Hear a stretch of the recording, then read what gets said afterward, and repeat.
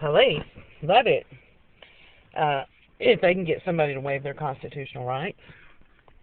Love it because they don't have to have a lawyer sit there and tell their client over and over again, don't answer that question.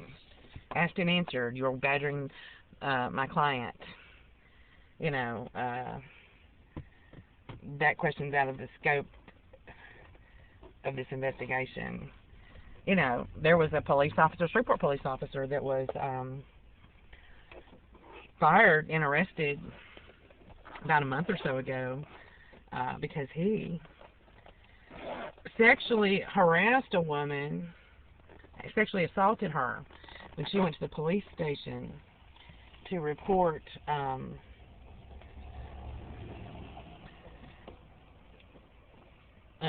harassing phone calls she was getting. She went home and called the other cops, and they came, and she filed a report against him, and they determined that he should be arrested. They arrested him, and then he was fired after the investigation, and he's being prosecuted. So, he's a juvenile detective, too.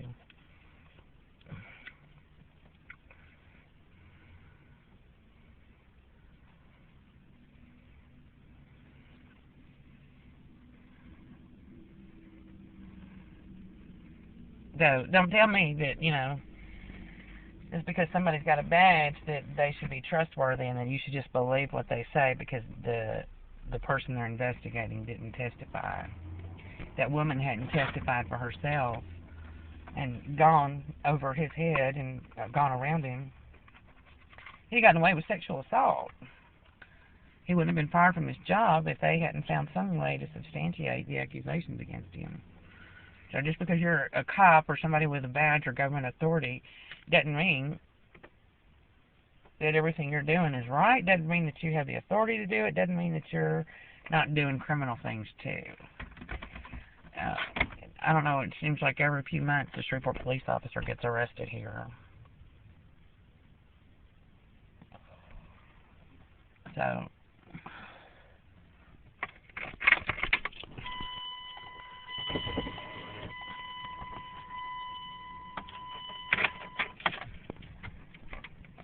my one says Missouri plate, handicap 2, 4C B23.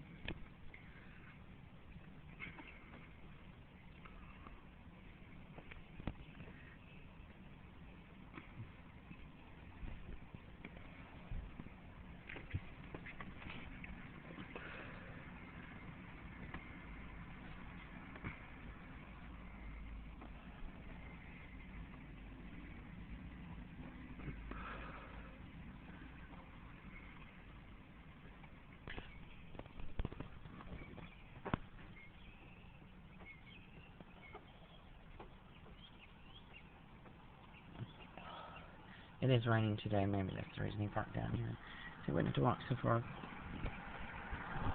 So, there's no reason, if you stop and think about it, when detectives think they have somebody that's guilty of a crime that they're investigating, anytime they get to talk to them, they use everything they can to use that as an opportunity to gather evidence to incriminate that individual. And they, have to Mirandize them, tell them that they have a right to a lawyer. People have that right to know that their words are being used against them in a court of law. And they have to be informed of that right. It doesn't mean you just assume that they know it. Executing a search by delivering a warrant to somebody that my son and I don't know and have never met, saying I should have just known what they were saying on the phone. Why? Well, I'm telepathic or something? Oh, I should have asked him. Okay, I've done that.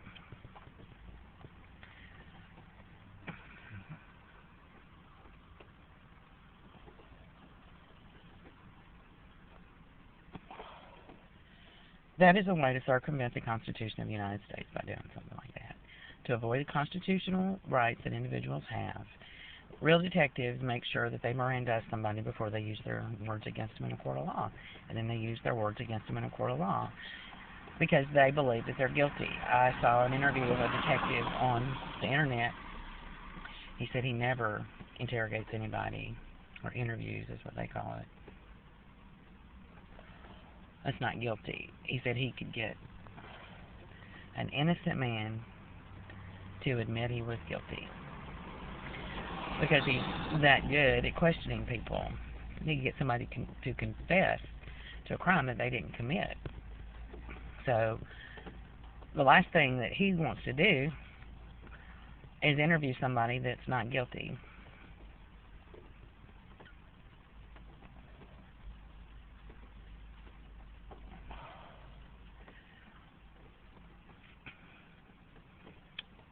Because he knows they're not guilty. If he has any integrity, or she has any integrity, she will refuse to do that and will not, under any circumstances, put them in a situation where they are testifying or providing evidence in court that could be used against them to say that they committed a crime that the detective knows they didn't commit. Because they want to find the real person who's guilty. However, if you're just looking for a paycheck, need another case, you'd fight delivery of search warrants, wouldn't you?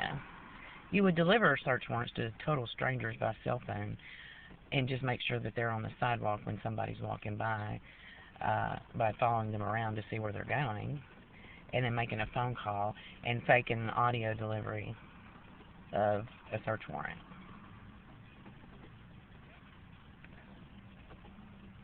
Right? Isn't that what you do? Because that's what's being done to me and Jake.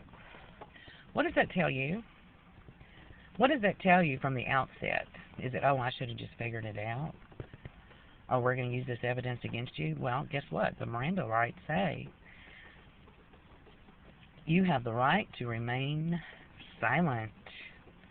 Anything you say can and will be used against you. In a court of law. You have the right to an attorney. If you cannot afford an attorney will be provided for you before you make any statements that can be used against you in a court of law. Okay.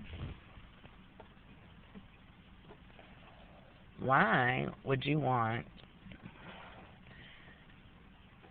to do that to somebody? Cases get thrown out of court. There was a man, I read one case, he confessed to murder. He was a retarded man. The detectives questioned him and got him to confess to murder. He was not guilty. But because of his mental capacities, he confessed to something he didn't do. Even if somebody says they committed a crime, there has to be some more evidence than other than them saying, oh yeah, I did it. It has to be convincing that they did it. There has to be corroborating evidence, or their story and how they say how they did it. It has to be absolutely foolproof. Because people will do that. You can have a 90-year-old grandma who's got cancer, stage 4, is going to be dead in 6 months. Say, oh yeah, I was the one who drove the car, stole the car. My nephew didn't do it, so don't give him 5 years in prison. I'm the one who did it. Well, great, Grandma. If we just want to get a collar on somebody, I guess we could just arrest you. But if you're interested in justice, what are you going to do? You're going to find out the truth, right? You would not avoid the truth, would you? Why would you avoid informing me of my rights? Because a lawyer would defend me and my son. A lawyer would find the evidence to prove that we're not guilty